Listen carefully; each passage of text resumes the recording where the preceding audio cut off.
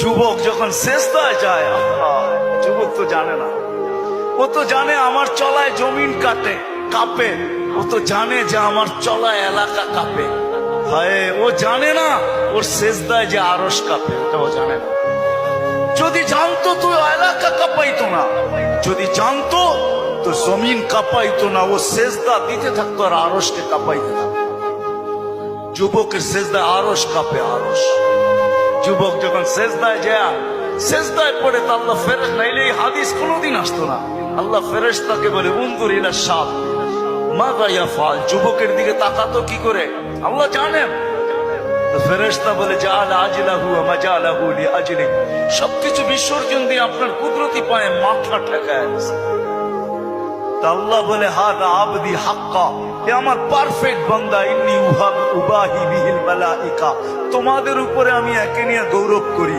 যখন সেজদায় চিৎকার দেয় সুবহানা রাব্বিয়াল আলা।